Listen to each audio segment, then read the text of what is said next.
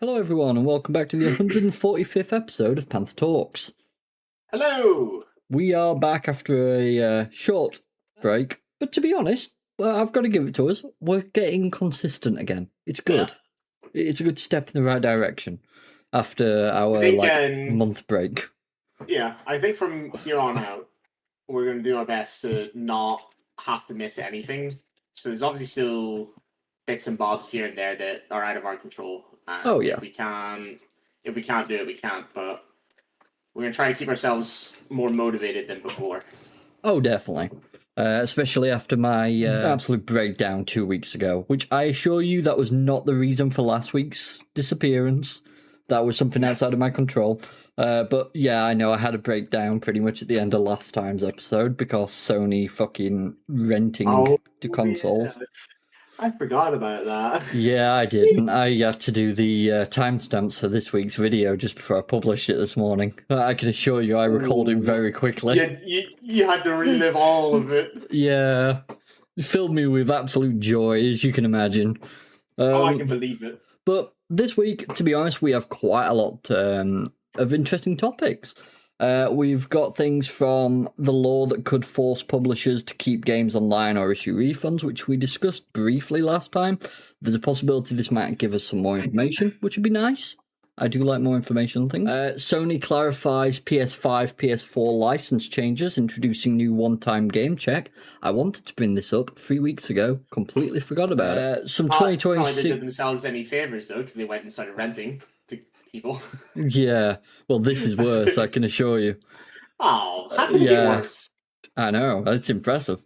2026 upcoming game release schedule, which I think, to be honest, we'll discuss just before the good news section at the end of the episode. Game consoles are pricing themselves out of relevance. Interesting title for an article. Well, if that's the case, then go pick up your next-gen console for 5 pence. Yeah. Because let me tell you, they're irrelevant. Yeah.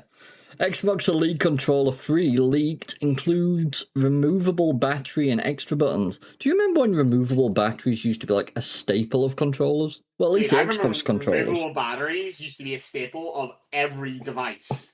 Yeah. I remember years and years ago, when my charging port broke, I had 2 options. Send the phone away for a full bloody week, which is just effort. Or just buy an extra battery and a universal battery charger and just swap the batteries out. No, exactly. Then we have Crimson Desert's sale numbers and how much income they've brought in. Subnautica 2's, how many sales they've made over both an hour and then 12 hours. And then... We're going that quick, huh? Yeah.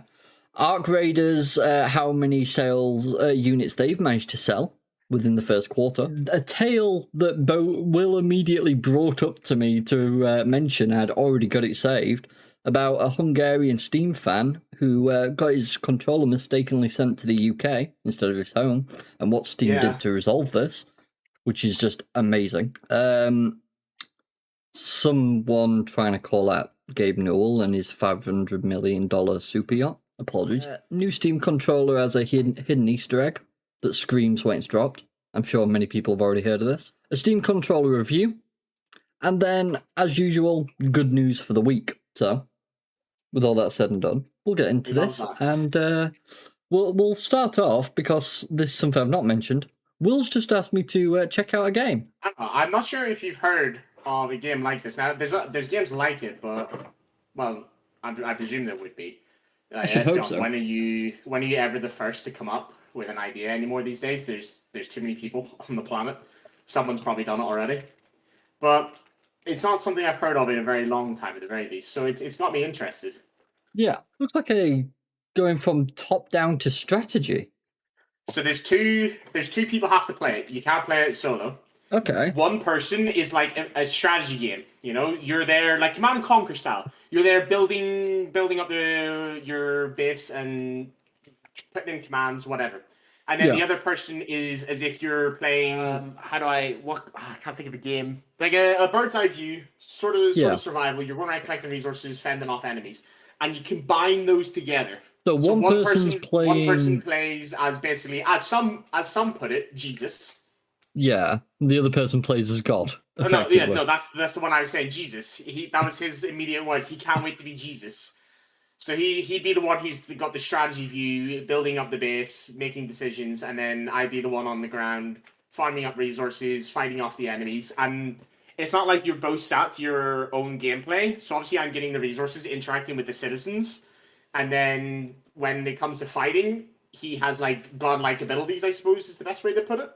Yeah, like So he can like call buff down, you I guess, or lightning debuff strikes them. or yeah, different Yeah, I get that. things. That's a really clever concept, honestly. Yeah, so I saw that and sent it to him, and me and him are always on the lookout for co-op games, as you know, me and him do a lot together. We're like an old married couple. We do nothing but bicker as well, so... I mean, that's just pretty much normality. Yep. But yeah, it's good to see. It's a really cool concept, and you don't see much anymore these days, this unique. No. My only worry about it is it's going to be the same as always, and we're going to be waiting an hour for it. Or not an hour, a year. Yeah, it's going to be a while. They announced it on May 12th. They've got no idea of when they're wanting to drop it. At all. Not even like a reference, it's just TBA. No, it'd be a case of joining the Discord and try and figure it out. I don't even know if they have a Discord, I couldn't find it. Yeah, they do. First announcement, right at the bottom, right there. Oh my god, I didn't see it. Blind as a bat, my friend. Blind as a bat. What I want to be. It's a very interesting concept, to be honest, and it's good to see something a bit different. To be honest, this is actually another game that we discussed a while ago that we were very intrigued by as a concept. Unfortunately, that has not translated to sales. However, this game you and me discussed, and the reason we were so intrigued by it, is effectively you're going through a story, except at certain points to this story, you can be saved or you can have changes impact you from something one of your friends has done. It's a very interesting concept. Something I've never seen before, but it looks very interesting. I have to say, I don't think you're going to like what I'm about to say. Go on. I don't recall looking at this whatsoever. Yeah, we did. So how long ago? A long time back. I mean, you can see here. Yeah, you know what my brain's like. Oh, yeah. But yeah, it's an interesting concept. Whether it went well is a different story, but you can see like many different interactions and possibilities, and how basically people that have played it before you, their choices can impact your run. So each run will always be very different. That's interesting. Yeah, it's an interesting concept, but that's, from what I'm hearing, like the most people again. Some people are like, good concept, but nothing more to it.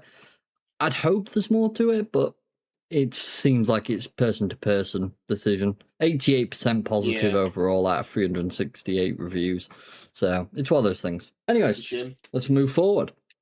So California's AB 1921 law that we've mentioned last episode. Legislation out of California could be good news for gamers. We have already mentioned all this. 60 days notice before the operator stops the service, and either a full refund, or they would be able to get, or they'd have to push out an update to keep the game functional after they stop the online servers. See, and I don't get why, if they're going to close a game, why not just give public access to creating servers for the game? If you're not going to run the game game servers anymore, why do you care what happens? If people put cheat servers up, it's whatever. There's so many methods between the company that can go through to just finalize things, then the community who moderate everything after a game is released. It would be very easy to make sure that you don't end up getting yourself put in a vulnerable position by playing on a server because of what people have done to the server. I think it basically comes down to the fact that, let's say someone hosts a server with malicious intent, then gathers IP addresses. That's what I'm referring to. Yeah. There's ways to go about that between the company who owns the game and then the community. There's plenty of trusted communities out there to do things like this. As long as the company don't just release it and go, here you go, guys, go nuts. If they actually take a bit of time just to quickly verify some of the community servers, then you're grand. Then you can just leave it and they don't have to care anymore. They're not losing money because they're running the servers themselves. But they just won't do it. No, of course they won't. Because they'd prefer a single point of failure rather than multiple points of failure, especially when they can impact them themselves. They don't like That's the things thing. that hurt their bottom As long line. as they verify a few servers and do whatever they need to do to make some sort of legal agreement so that, people can get fucked over if they do try to do something bad, Oh, yeah. then they don't have to care anymore. It's out of their hands, which means it's not their responsibility anymore, which means they don't get hurt by it. Well, I heard about one of these games, actually. It was a Lego game. I think it's like Lego 2K Racers? 2K Drive. Here it is. I'm still upset with the Lego game, given that insane price tag on one of them. Oh, the new one. Absolutely ridiculous, mate. Completely destroyed the Lego name. The thing is, I'm still damn excited for it. So, First review is brutal. yeah, you can already see what's going on. So basically, we think a lot of it comes down to the fact that this law's got a chance of coming through and it should be in effect by next year. So what they've done is they've announced they're closing the server just before this law's supposed to come through. Shocker. I mean, I saw on the article for the law saying something like June 1st, 2027. What's that about? That's it. Is that when it goes through? I believe so. I mean, they've got a whole year. Yeah. Just over a year. If I'm right, this closes down in like May 29th, 2027. Roy, it's 2026, mate. Yeah, I know. So they're going to keep it up for a year and then close it? Yeah. How many games, then, do you think we're going to see disappear before that law goes through? Quite a few. Honestly. Quite a few. Yeah. Most insane part, by the way, you might have noticed there's no recent events or announcements. They announced it elsewhere. Yeah. What a shock, though. Move. So, Sony clarifies PS5, PS4 license changes, introducing new one-time game check. I don't know if I brought this up to you at all, but basically... It sounds familiar. I believe I remember us talking about it. Or might have been something similar. Possibly. Maybe this was the age verification. Oh, no. We were talking about the age verification if a game has online chat. Yeah, this is very different. Basically, you know how people get a bit upset sometimes that Steam is effectively the first semblance of what a DRM was, but Steam's version has now become acceptable, which is basically you buy something through a marketplace and that just checks that you have a license for the game to be able to play it. That's what Steam is. It's also how PlayStation Store, Microsoft Store, Epic, and all that all run. But when it was first released, it was seen negatively. However, Sony have decided to introduce a version that's pretty fucking shocking. Basically, if you buy a game through the PlayStation Store and you want to play that game and your console, your internet goes offline for more than 30 days, you will not be able to launch them, any of those games that you've bought from PlayStation Store. Yeah, we talked about this before. Did we? Yeah. Good. So you'll know exactly how this is going. Absolutely horribly.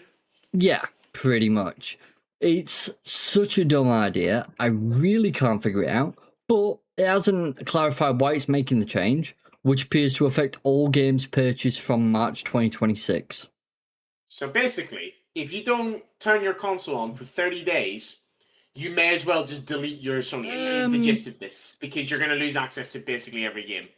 Pretty much, if you don't if you don't have it connected to the internet every 30 days, then but you have to turn it on. So say you go away on holiday for a few weeks, and then you come back and you're straight into a lot of work because you were off for a few weeks. You don't get any time. You're working non-stop for 2 weeks, right? So that's 5 weeks later. You turn your PlayStation on. You don't have access to any of your games.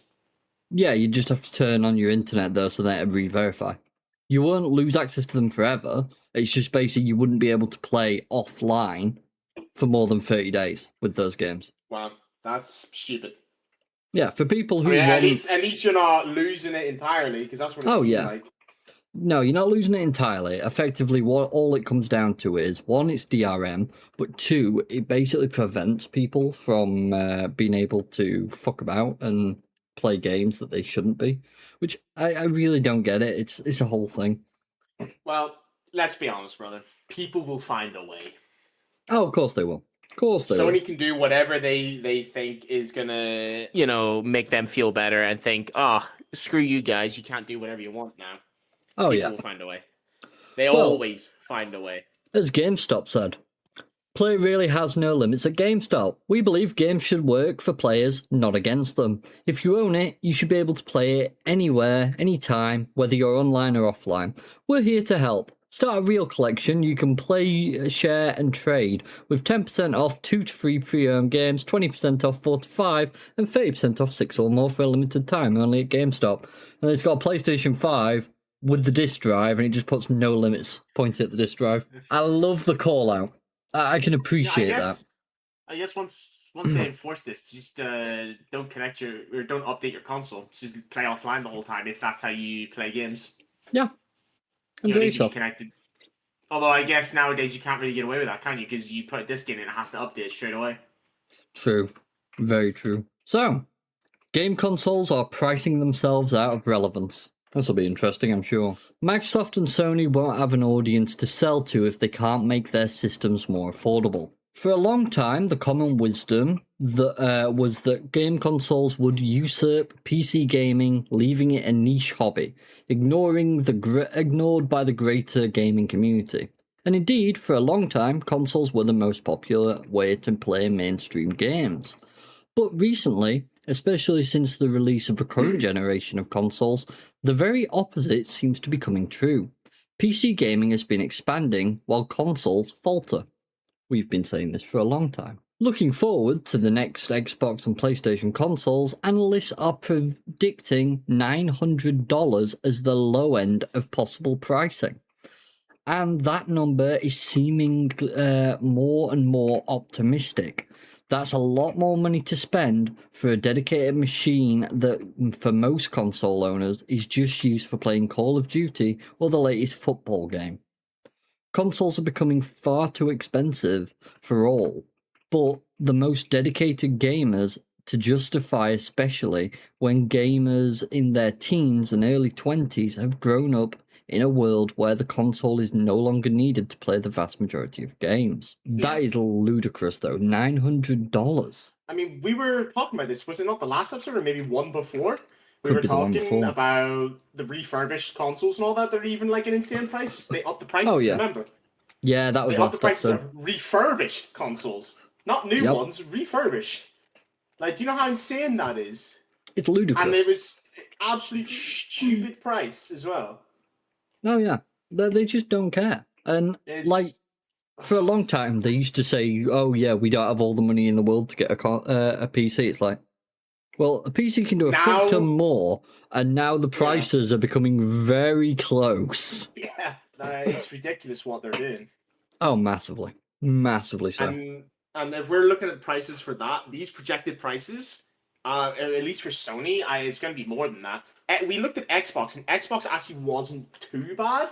You still had like some really cheap options. What was it, like $300 or $350 maybe for like a brand new one? I believe so. Like the worst version, which isn't even that bad. It's just really small drive and not like the updated generation, I guess. Which is still going to be solid enough. Like it's enough to play the games. No, exactly that. Then we looked at PlayStation, and what was it for refurbished? Like $650? Yeah, something along those lines. Like, what are they thinking? It's just thievery, man.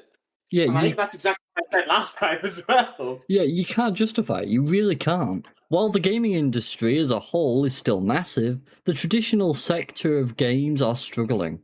Games industry sales tracker Sakana reported that last year game spending in general dropped by 4% compared to last year.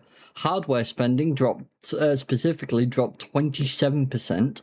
Xbox Series and PlayStation 5 sales dropped by 70% and 40% respectively. Nintendo's numbers were bolstered by the launch of Nintendo Switch 2, but still saw a 10% drop. Both PS5 and current Xbox consoles have seen multiple price hikes in the last 18 months, and the Nintendo Switch 2 launched at $450 in the US, 50% higher than the launch price of the first Switch. That's what I find saying. Like, at least with the Xbox takeover, as worried as we were, they actually like changed the prices for Game Pass again, at least the Ultimate. Yeah. But with Sony, like, seeing sales drops and upping the price. What's the thought process there? It's not going well, is it? Video game software. Go on. I forgot that he's under me, and I always move around, and I just fucking move my chair, and I think I might have almost rolled over his paw. Oh no. Be I careful. feel so bad. Video games, software, and hardware have both been remarkably inflation resistant over the years. In the days of cartridges. Until now. Yeah. In the days of cartridges, games for Sega and Nintendo systems would typically cost around $50, with exceptions for games with extra memory or special chips built in, e.g. Final Fantasy VI and Star Fox. If the industry simply followed inflation the way many other products do, these same games would cost almost $130 a piece today. Why did I remember getting a game for a PlayStation 1 or 2 for $30 and it was brand new? Yeah, that's how many years ago now then? Oh yeah, but they're talking about When- $50 for Sega games. I mean, I guess the bigger names probably had a bigger price tag. I suppose. I don't do know. It's remember hard. the It's old hard to 50. remember. It's hard Yeah. to remember. But like the fact that games stayed at that price even for so long, and then look at the hikes we've seen over the last couple of years. Oh yeah. To be honest, I think the reason it stayed at that price for so long is because, one, it was a limited amount of people playing it. They needed it to be accessible for new starters and new joiners to the industry. And on top of that, once they finally started to build that audience, they don't really need to bring more people in, because what they do is already bringing more people in, even at higher cost. Once they realised they could get away with the 60, of course they were going up to 70, and of course they were going up to 80, 90, 100. I mean, we've seen And all the yet prices at this they point. still lay people off with all these price increases. Oh yeah, They of still course they lay do. people off. You see, as I learned recently, there's a fair few people who were hired during COVID, and all these hirings during COVID kind of worked negatively for the industry, because while it was a positive thing because they were earning so much more money during COVID so that they could employ more people, but they couldn't afford to keep them once that boom had ended after COVID, because of course that boom ended. People weren't furloughed anymore. People weren't able to just sit at home and play games. They had to go to work. They had to do things. So of course that dropped. But they didn't plan for that. They thought they were just going to keep that going. And that's just not how the They world just works. assumed that COVID was going to last forever, but... Yeah. I mean, it felt like it. Consoles have been similarly resistant, hovering at around $600 when adjusted for inflation. The Nintendo Entertainment System launched at $180, about $600 in 2026. The PlayStation was $299 at launch, or about $630 now. The Xbox 360 at $399, or $675 in 2026. The PlayStation 3 was a notable outlier here, with the pricing $600 price tag that then PlayStation boss Ken Kutaragi said customers would work more hours to buy, would be $1,012 today. It hurts. This is for the old gen consoles there. Oh, yeah. Their pricing here. By the way, that comment just hurts. Customers would work more hours to buy. That's just a... That's a joke. Yeah. Mostly, though, they've stuck around the same level of impact on our wallets through the years. Throughout the lives of these systems, almost everyone has seen some mid-cycle update, like the tiny PS1, the Xbox 360 Slim, and the Xbox One S, that launched at lower prices than their direct predecessor, including the PlayStation 3 Slim that launched at $300 in August 2009, or about $460 now. Now, though, just since we're talking about the older generations, a dig towards Sony here, because fuck them. Do you remember when older consoles were dropping prices as time went on, not go up? Yeah. I remember picking up PlayStation 3s for like 100, 150 quid in CEX and stuff. Yeah, but and then you got the PS5 with Sony fucking raising the refurbished price. Hello? That again, brother. Do you remember that some games actually drop their fucking prices as they go on? They don't keep it as the default price all the time, other than at a sale. They're a joke. I honestly, to this day, World at War, that's on sale. But they still have it at, what's that by default? 30 quid? 20 quid. 20 quid. For how old? What's that? 18 years old game? 2008. So, yeah. 18-year-olds. And they're still trying to charge that much. That game is old enough to Whereas drink. like there's some franchises when you look at their older games, they're like 99 pence, dude. At most for like a $5. Because they understand how shit works. But then No, you got exactly. people like Activision that are just money hungry, greedy sons of bitches. It just hurts on like a physical level. I typed in Call of Duty and this popped up. That's interesting. You know what's funny? It's got higher positive reviews than this. Yeah, are you surprised? No. Anyways, throughout the lives of these systems, yeah, I've already gone over that bit. Now that's starting to change. This is all to help establish what a strange time we are living in for gaming. The Xbox Series X and PlayStation 5 launched in 2020 for $500 each. Almost 6 years into their life cycles, we're still buying the original systems, not slimmed down versions. The current generation of consoles are 5 years old. 6. 6 years old, and Sony's upping the price. Yeah. I'm sorry, I'm mentioning it so much, but like this needs to be talked about. What the fuck? Ironically, that's the next sentence. We're still buying the original systems, not slimmed down versions, and we're paying more for them. The PlayStation 5 retails for $580, while the Xbox Series X retails for $550. The next systems from Sony and Microsoft are expected to be at least $900. I think they're going to be 4 digits, man. Or at the very least, they'll be scum about it and they'll do $999.99. Because you know what they're like with that sort of thing. Oh, yeah. I think it's going to be $899.99, to be honest with you. Just being brutally honest. There are, of course, a variety of reasons for these climbing prices. The general march of inflation is part of this, but certainly not the whole explanation. Tariff introduced by the Trump administration in early 2025, now declared unconstitutional, put a lot of weight on imports from part of the world where important console components came from, such as Taiwan and China. Those tariffs have made nearly everything about importing electronics into the US more expensive. There is also the impact from the AI industry, especially in the US, where there has been a state of flux since nearly its inception. We've talked before about the potential impacts of the AI-induced chip shortages on gaming and gaming hardware. Companies such as OpenAI have been rapidly opening data centers, and it's been increasing demand for ultra-fast memory, RAM. It's basically just been stealing all our RAM and solid-state storage, to the point where companies like memory maker Micron have turned away from supplying consumers to focus on business-to-business contracts. That higher demand for components makes them more expensive, driving up the price of the consoles that require them. You know what? We've not checked in a while, Will. Oh no, it's going to make me sad. Yeah, it's about the same. Yeah, it's about the same. Nothing's changed there. That's okay then. It's not that's great. That's not okay, Roy. That's bad. It's not great, but it's better than it continuing to increase, is what I mean. It's so bad. Yeah. That high demand for components makes them more expensive, driving up the price for consoles that require them, also computers. Interestingly, the past few months have seen an increase in data center cancellations, and almost half of US data centers are expected to be delayed or cancelled entirely in the next year. However, as with any price increase, prices go down much more slowly than they go up.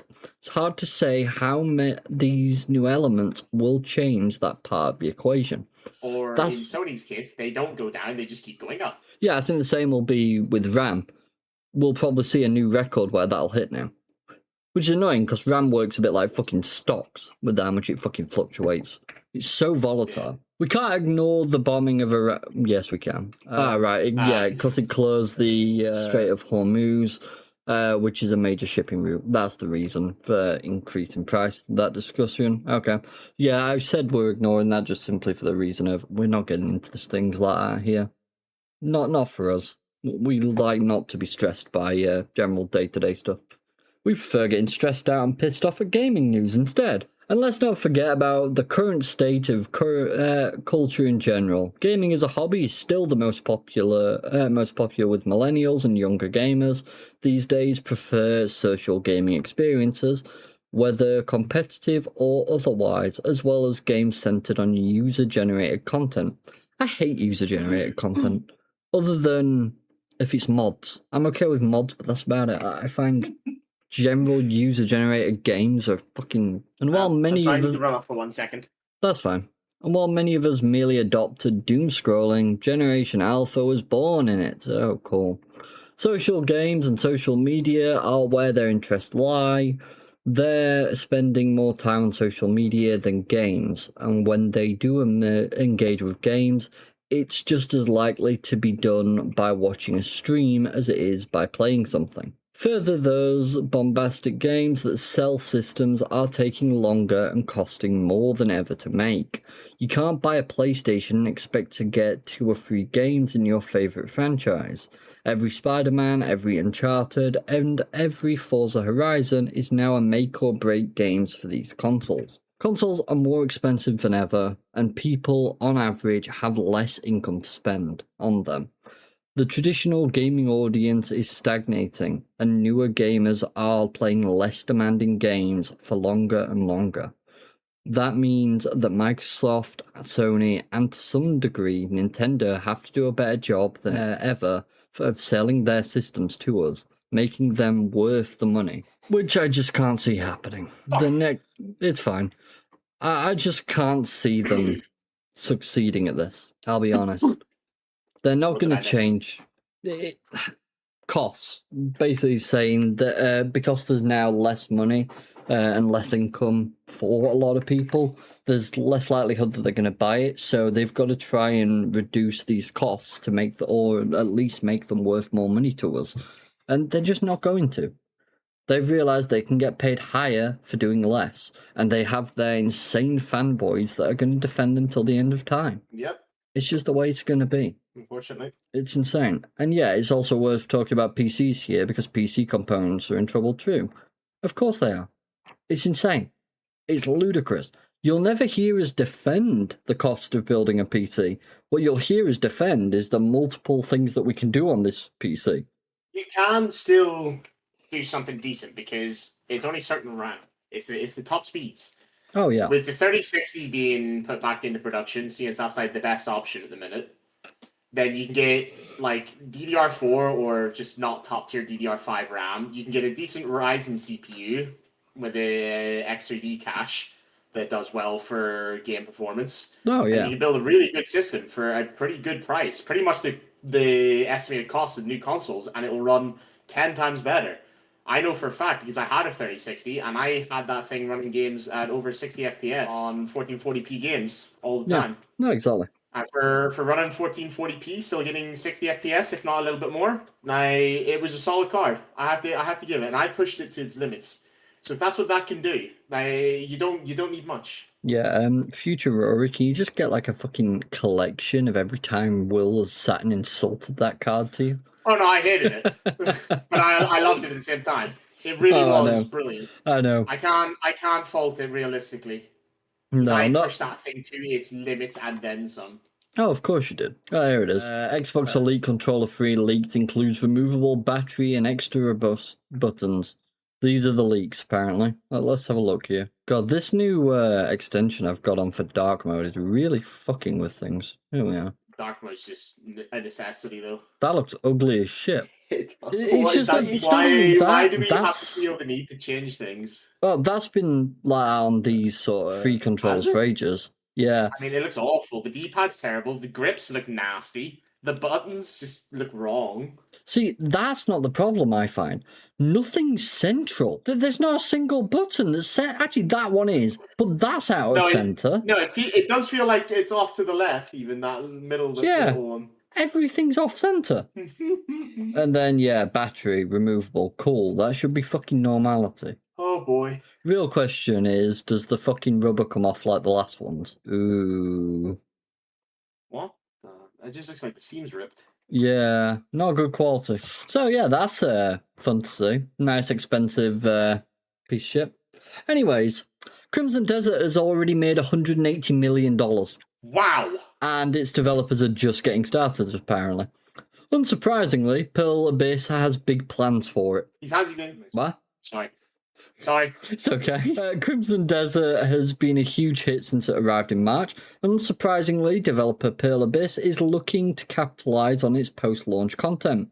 The company outlined plans for the game as part of its quarterly financial performance update, while also revealing that the game made an impressive $180 million in revenue. That's not insane. that's not general then. That's full revenue. In comparison, Black Desert Online brought in $40 million during the same quarter, and Pearl Abyss wants to keep that momentum going. Crimson Desert will continue to focus on enhancing user satisfaction and driving new sales through continuous updates while expanding its market presence through platform expansion. Pearl Abyss said in its earnings letter, in addition, that we are currently exploring various ways to broaden the game to the next level, including DLC. We will share the details once the concrete plans are set. If they're going to do DLC, I want them to do it right.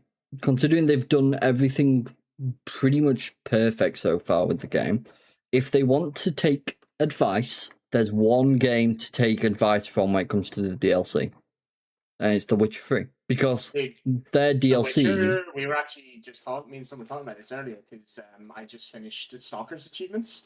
Yeah. Bro, the size of Witcher and the amount of everything to do in it.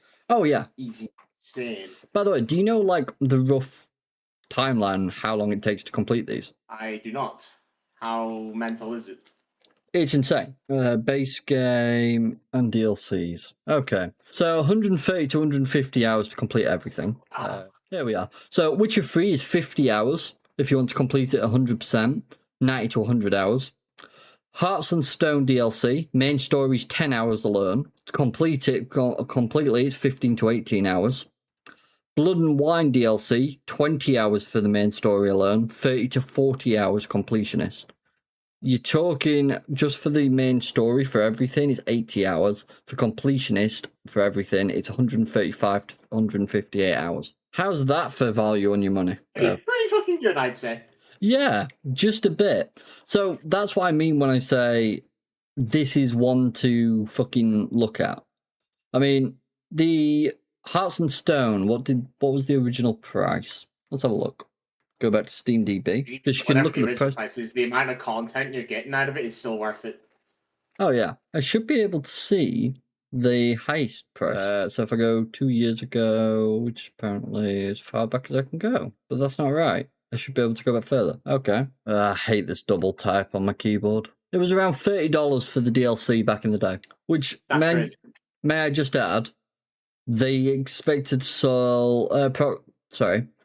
they sold approximately 11 million copies, and they developed the development cost just on the DLC alone was $14.5 million. Oh my god. They put the money into that shit, you know what I mean? Yeah. But yeah. That they did. So, yeah, if they want to do DLC, do it like that. It's only been 2 months since Crimson Desert launched, but the game has already shifted a massive 5 million units across PC, PlayStation 5, and Xbox Series X/S in its first 26 days. While Pearl Abyss does expect to sell fewer copies from now on, it still expects the game to sell consistently well throughout the year. As well as the studio's other projects, Doki V and Plan 8, these are still in development, and Pearl Abyss is aiming to release a new game every 2 to 3 years.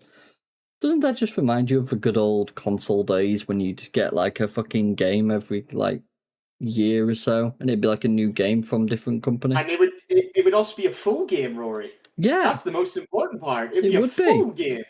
Yeah, you get a full game, it'd be fully done, and then the DLC would be additions. Not a continuation of the fucking story. What game did that? They also wouldn't be the same price or more expensive than the game itself. No, exactly. For more, it's like a different world, Rory. It was like a different world. It was. So, Subnautica 2.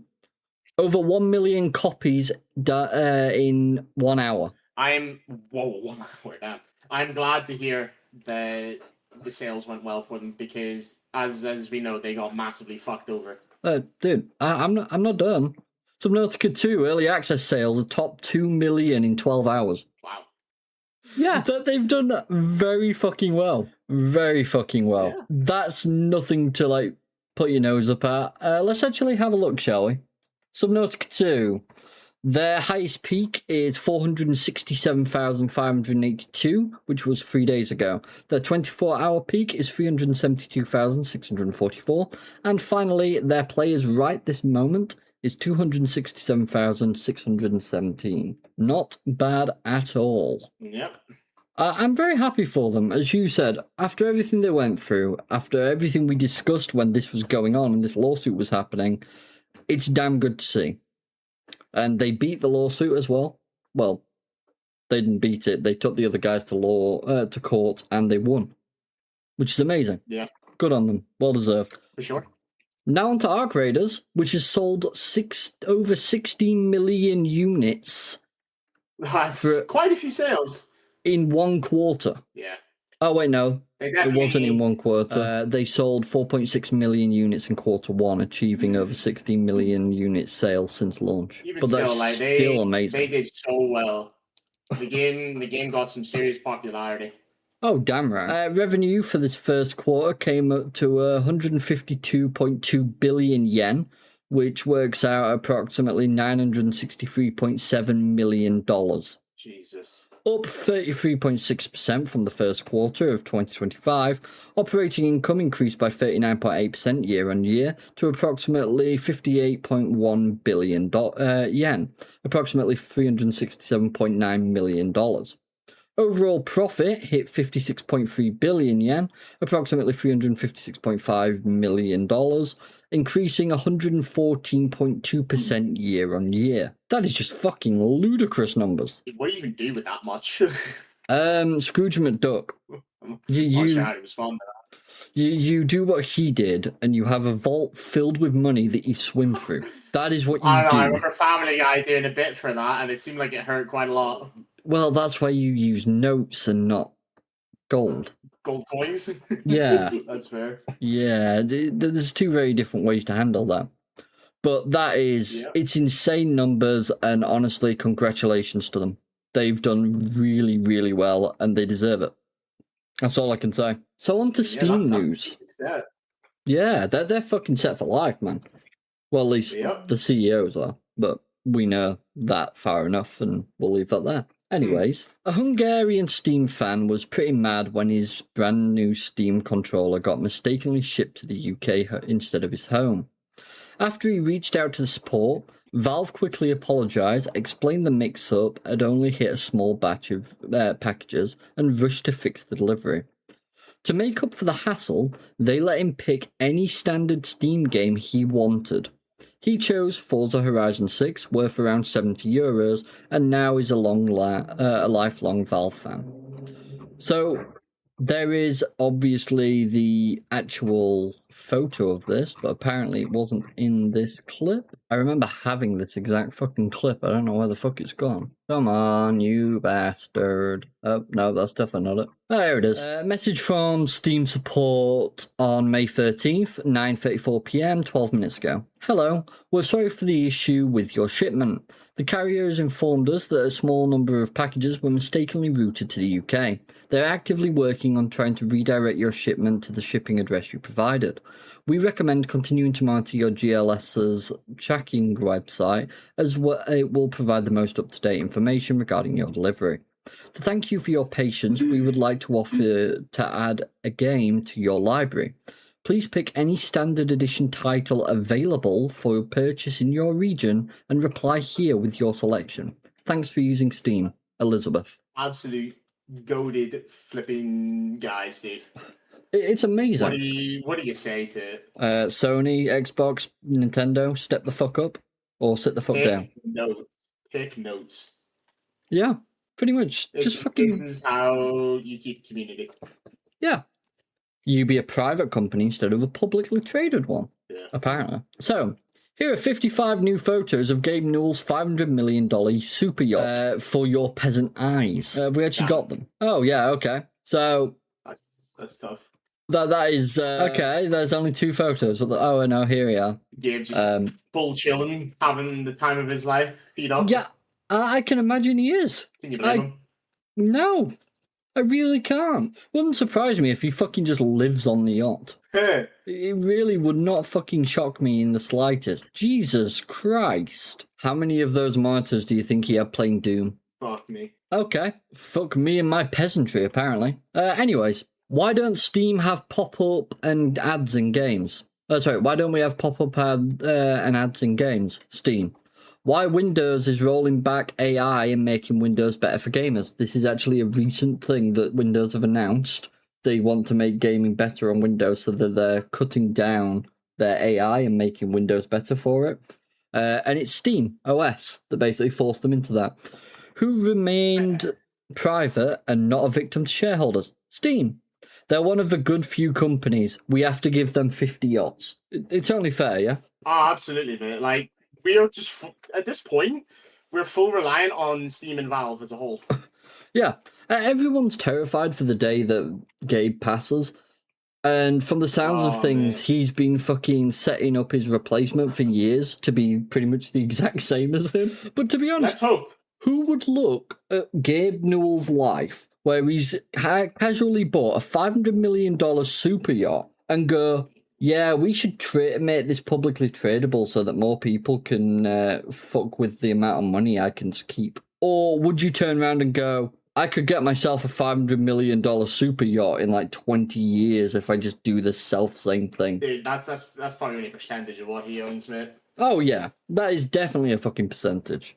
What is his net worth? Oh, man. Does Google even know? Probably not. $11 billion. 11 billion. Honestly, I would expect him to have more, but I suppose, you know, he's actually a solid guy. What about Valve? Around $4 billion. It's just insane to even think about. Yeah. So, me and Will already know about this. Most people should already. But the new Steam controller has a hidden Easter egg that screams when it's dropped. It's got what's called the Wilhelm scream. And it's quite funny, but I'll play from here. You can just hear it. Very slight, unfortunate, because they chose the worst fucking video for this. Yeah. Which means I've got to find one myself because they're fucking useless. Trust Steam, though, to do just like the most goated things.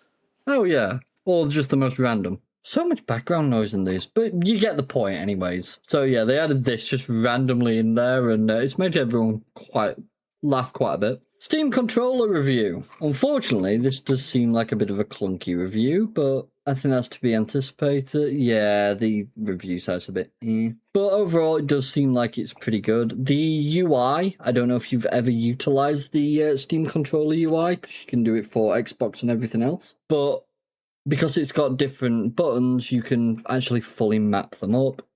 And these are like some of the ideas of what you can do.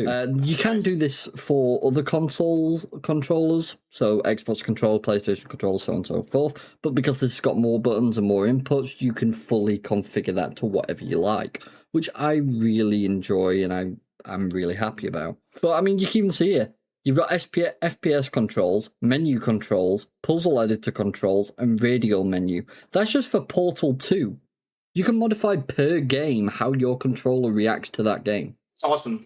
That's the thing. Like, you got to admit, as the years have went on, customization for stuff like that has gotten quite good. You can have things set how you like them or what suits you best. Of course. Not on console, however. Yeah, but that's console for you, isn't it?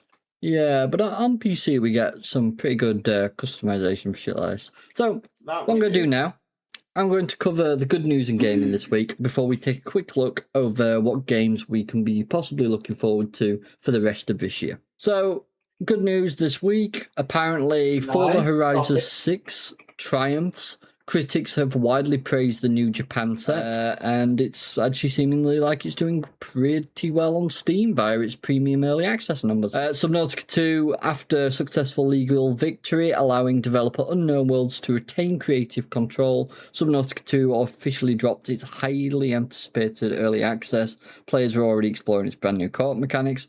Amazing news, it really is. Silent Hill F success. Konami's psychological horror title, Silent Hill F, has officially crossed the major milestone of selling over 2 million copies. Capcom's... I don't know if you've seen anything of Silent Hill. I haven't. The enemies they have are something else, mate. They've got in a good way or a bad way? Really good. They're so cool looking, mate. they've got these enemies that are kind of like mannequins that like stutter step all over the place and like bend in weird ways. And for the environment of the game, suits it so well. Oh, good.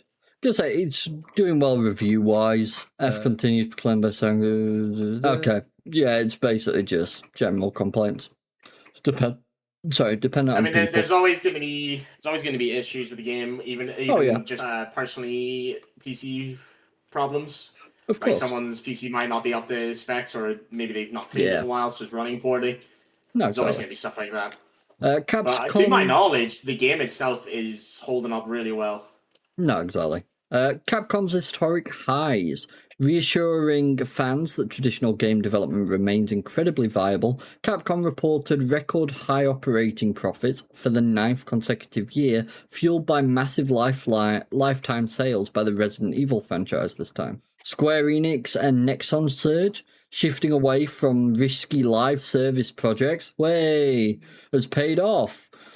Square Enix reported 34.9% surge in operating income thanks to a strong HD game sales, while Nexon saw a 118% net income rise driven by the breakout success of Arc Raiders. Anti-AI stance confirmed. The developers behind the upcoming Witchfire and Phantom Blade Zero both formally pledged to use zero generative AI in their titles, reassuring fans who value human-driven artistry. Amazing. That's exactly what we want. I'm gonna you for a second with the dog. That's fine. So, next bit, I'm just basically going to go through what games we've got to look forward to moving forward for the rest of the year. So, anything interesting? May 19th, Forza Horizon 6, as we already know, though, they already have the early access out, so go for that. Deep Rock Galactic Rogue Core, PC early access, May 20th. It seems kind of shit. I saw the advertisements for it. Doesn't shock me. Thick as Thieves, May 20th. I'm already looking at getting that game. Schrodinger's Cat Burglar, May 21st. I know someone who's very interested in that. Lego Batman Legacy of the Dark Knight, May 22nd. I am so fucking tempted, but at the same time, like, no, too much money, don't do it. It's ridiculous. I'm so upset. 007 First Light, 27th of May. Okay, I think that's actually a game called Nerd. Okay, I'm actually gonna have to put him in his crate. Yeah, that's fine. Don't worry about it. Trying to fuck with the cats. I just can't keep an eye on him properly. Yeah, it's fine. Hold on a second. June, Gothic 1 remake, June 5th. Very interesting. I am actually a big fan of the Gothic games. Hell Let Loose Vietnam, June 18th. That could be pretty damn good, honestly. Goblin Company. What's that about? Let's have a look. Sorry. It's okay. What the hell is Goblin Company? Goblin Company? What? Yeah, it sounds interesting, doesn't it? I feel like I've heard it before. There we are, Goblin Company. Oh, it's got a demo out. Dig, build, rail, and survive. Underground as a goblin miner for WAG Mining Inc. Light your path or the darkness will drain your life. Explore fully destructible biomes, fight hostile creatures, and hunt the legendary giant nugget. Solo or co-op, online co-op. It's an interesting premise. Something. Yeah. That's something, alright. Interesting. Giant nugget. July. So we have Assassin's Creed Black Flag Resynced. I am getting more and more tempted the longer that this is announced. I must admit. Yeah. Well, not too much longer. No, definitely not. Yeah, exactly 6-7 that. weeks. Can cope with that. Not too bad. Echoes of Aincrad, July 10th. I've heard a lot of people are very excited for that. August, Metal Gear Solid Master Collection Volume 2, August 27th. September, we are apparently getting Marvel's Wolverine. It'll be very intriguing to see how that goes. Speaking of Wolverine, you know the guy who plays him, Hugh Jackman? Yes. Have you seen the film that he just recently came out in called Sheep Detectives? I haven't, but I want to watch it. It's horrendous. I can believe like it's funny. It seems like it's funny from the advertisement. It is so depressing. Seriously? Dying. So it's not even funny? There's a couple funny bits, yeah. But for the most part, it's just depression. Just keep dying. It's so sad, man. It's like, what am I watching? We're here for happy things. We're here for funny things about sheep, not murder. Well, not constant murder. November, Grand Theft Auto 6, November 19th. We'll see how that goes. Agefield High Rock the School. I don't know if you've heard about this. I have not. So I'm confused by the name as to what it is. Have you ever played the Rockstar game Bully? I've not played it, but I've seen quite a bit of it. It is something I absolutely adore. It is one of my all-time favorites. Yeah, it's one of my all-time favorites. Basically a group of people have decided, fuck it, let's make our own version. Rockstar aren't doing it, so why not? And it doesn't look like it's going to be amazing, but 175... You can't patent the style of the game. You can patent some mechanics, but the entire game, Nintendo tried it. No, exactly. They've not succeeded. 175,000 people have wishlisted. You know what, though? I think if it doesn't necessarily have to be like exceptional. I think if they can just hit key points that remind people of the game, they'll do well enough. Well, I mean, this is the trailer. And maybe a little rebellion, inspired by the raunchy teen comedies of the early 2000s. You play the proper, deep fucking voiced narrator. I don't know really a whole lot about the game, but I know all of it and like what people liked about it. Oh yeah. It looks dumb, but at the same time, it's one of them games that I could see myself just fucking about in for hours. Oh, absolutely. That and, trying to kick the fuck out of someone that pissed me off. Just like one character that wound me up. Just a little bit. But yeah, it's like they've taken some of the core elements of Bully and just kind of gone a bit mental with them. I do hope the class system's a bit better. But yeah, I'm impressed, honestly. I really am. And how long do you think it'll be before Rockstar kicks up a fuss about it? I mean, if I'm honest, considering they've already got 175,000 wish lists, they'd have already done so. True. But, seeing as the things they've attempted to do in the past, especially recently with the workers and all that. Oh, yeah. Know. Maybe they're waiting for the opportune moment, as some people might. That is very true, sir. That is unfortunately very, very true. But yeah, that's everything I've actually got this week. Unless you've got anything you'd like to mention, sir. I already mentioned it. Fair enough.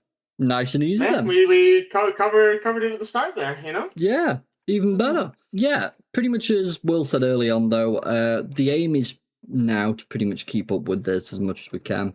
There'll still be the occasional moments. I'll try and post a bit more onto the community page to let people know when there are weeks that we're not uploading. However, we are seemingly doing pretty much a lot better. That's all I can really say. I think now we can properly start, like, when there's rough weeks where we might not do it, we sort of maybe whoever's feeling okay, just smack the other one in the face. Yeah. Listen here, you dickhead. Get your fucking head screwed on. Come on. We're getting on with it. But yeah, as we always do mention, feel free to join the Discord. Feel free to leave a comment underneath letting us know what was good, what was bad. If there's anything that you think we can do better, feel free to bring it up. You don't even have to. You have to give feedback. Just chat.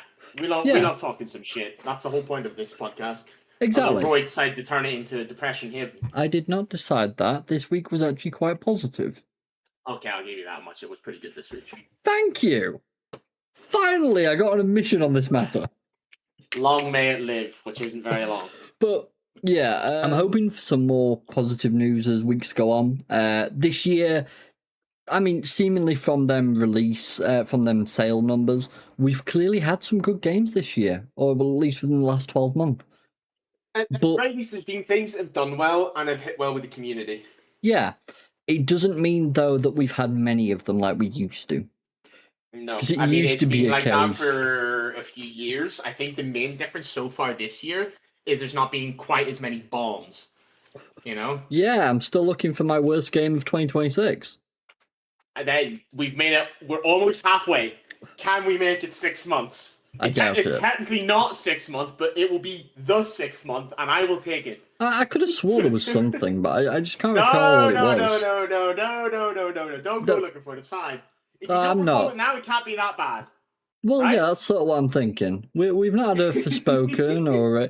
well, I'm sure it was like another version of Concord. I'm like 500 miles away, and I can smell the burning from here. Stop thinking, please. But anyways, with all that said and done, thank you all very much for watching. If you have enjoyed, feel free to like, follow, subscribe, comment, all that good stuff, and join the Discord in the description if you want to keep up to date with any updates to do with the podcast, have a general chat, or even just keep up to date with stream notifications, Argue with episodes. Rory. That's always fun to watch.